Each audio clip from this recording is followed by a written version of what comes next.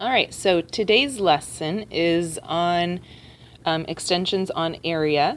Once the students understand what area is and how to find it, you can add these additional steps. So we can find area by counting the base and the height and multiplying those together, or we can count each square.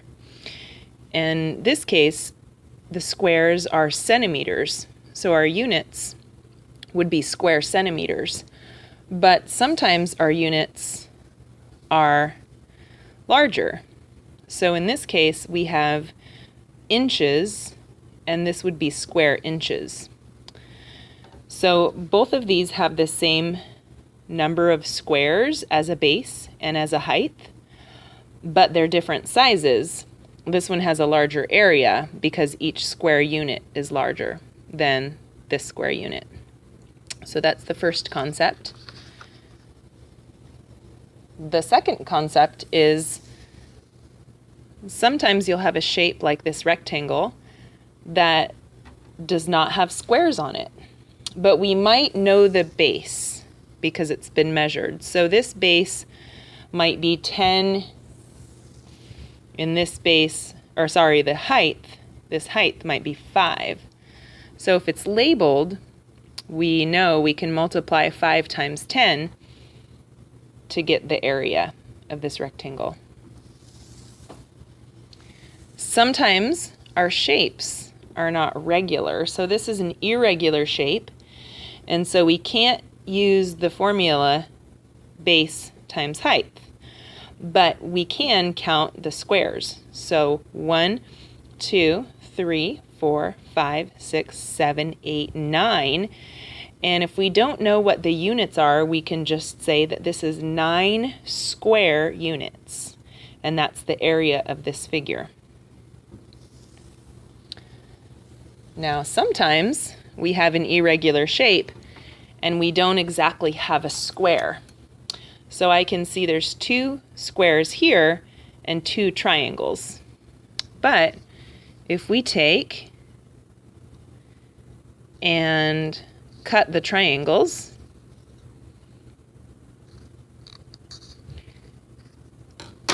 and then put them together, we can see that they form one whole square.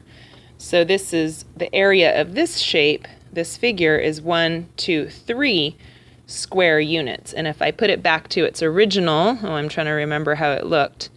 If this were on a worksheet, I could count these and then imagine that these fit together as one. So I might say 1, 2, 3 square units is the area of that shape.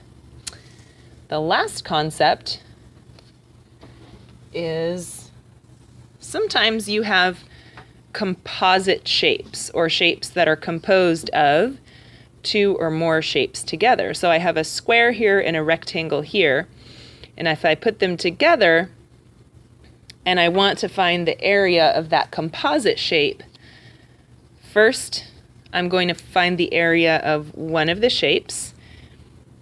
I can multiply 10 times 5, and that equals 50.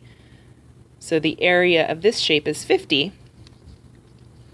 And this shape is 5, has a height of 5, and I'm not going to put the base down here, I'll put it up here. These are the same lengths. This has a height of 5 and a base of 5, so 5 times 5 is 25. So the area of this shape is 25 square units.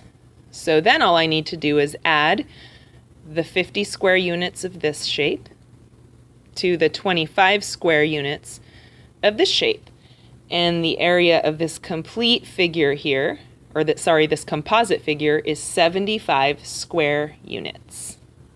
And that's it. Hope that made sense.